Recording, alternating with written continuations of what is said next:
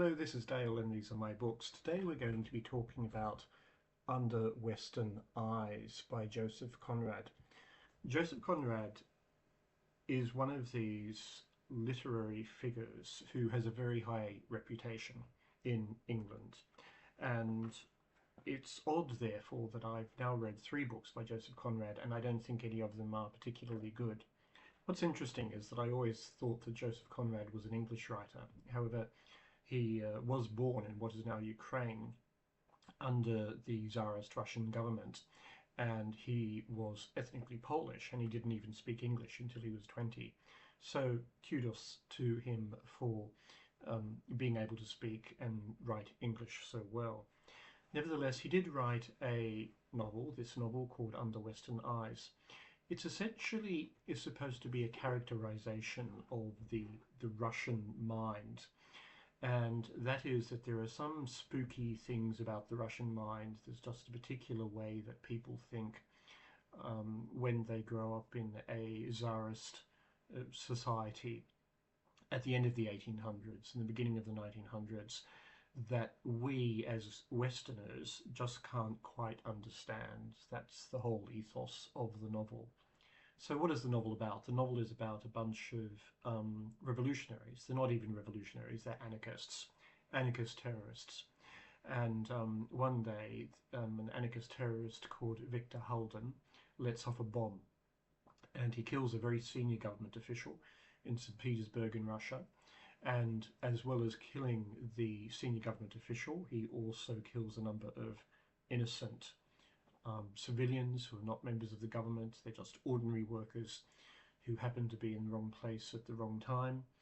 And the terrorist, somebody called Victor Halden, then makes his way to Razumov's place. Now, Razumov is the key character in the novel. Now, Halden goes to Razumov and says to Razumov, look, I've just killed this senior member of the government, and the police will obviously be looking out for me. Can you help me? Can you help me escape? Because Halden, the violent anarchist revolutionary, didn't even think about an escape plan.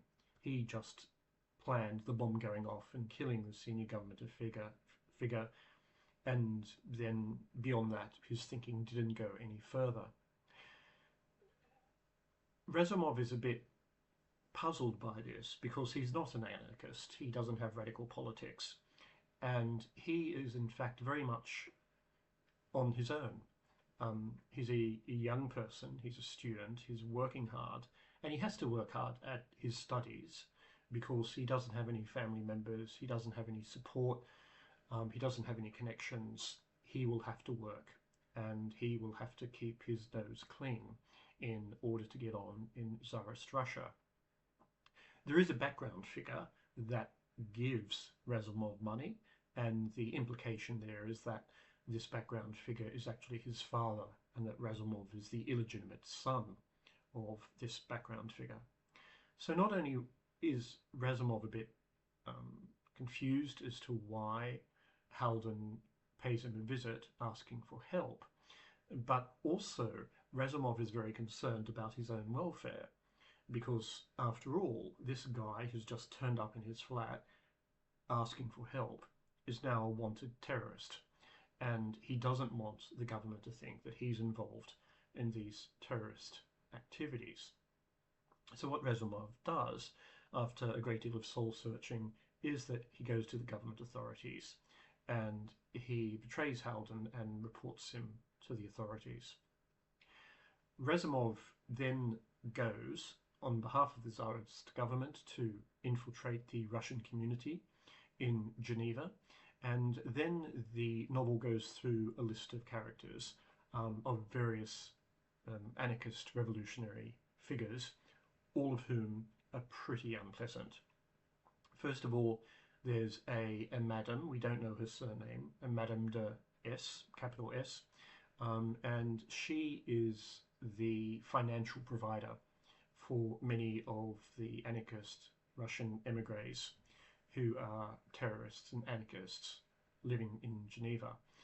there's a slightly fun portrayal of someone called Peter Ivanovich, and Peter Ivanovich is a feminist who's always treating women very badly. He's living off them financially, and in fact there is a woman who is his secretary, and he says the most appalling things to her and treats her in the most appalling way.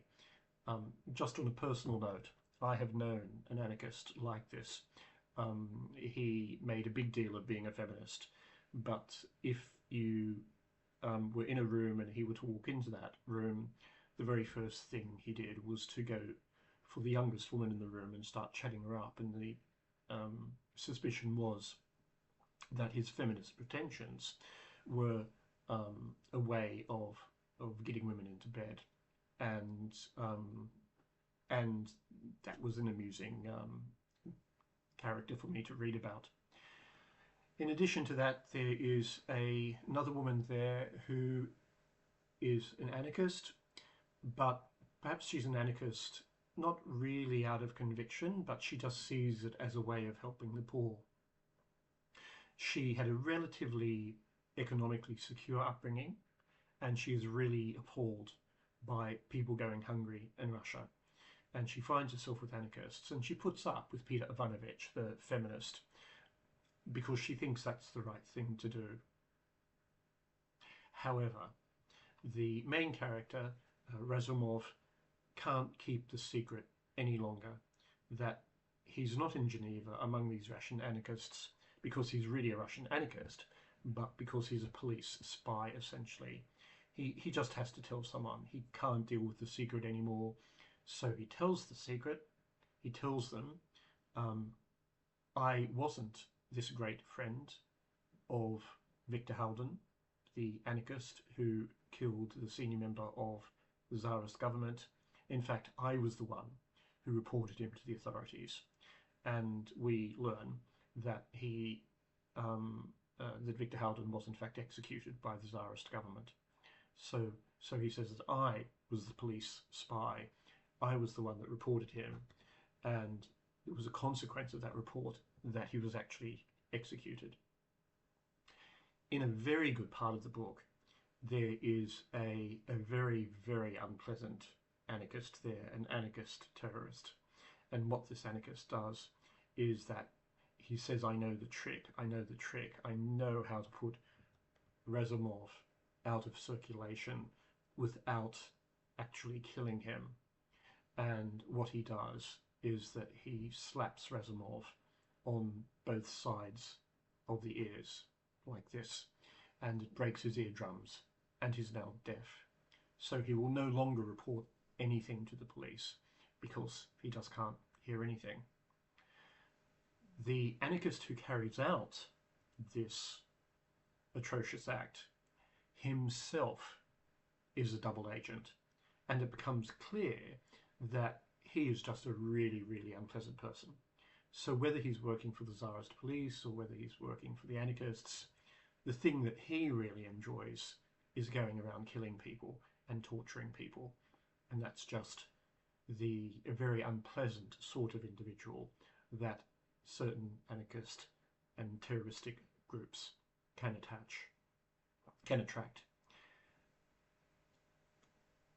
Because Razumov is deaf, he is involved in a traffic accident with a horse and cart, and the woman who just wants to be nice looks after him after he's injured until the end of his days. And the anarchist, feminist man, Peter Ivanovich, he lives with a peasant woman happily ever after somewhere in Russia.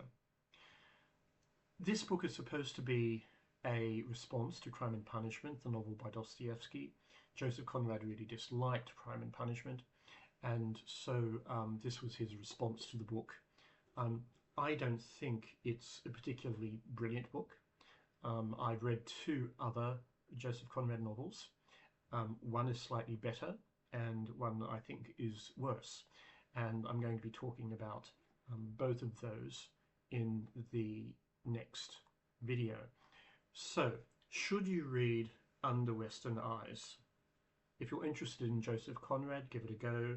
If you're interested in reading about the portrayal of anarchists and anarchist groups, or if you're interested in Russian literature in the sense of literature by Russians or about Russians, then give it a go. But otherwise, to be absolutely frank, I think you could live without it. Um, Joseph Conrad's book isn't very long. You may wish to give it a go, but it wouldn't be high on my list. So I hope this has been of help.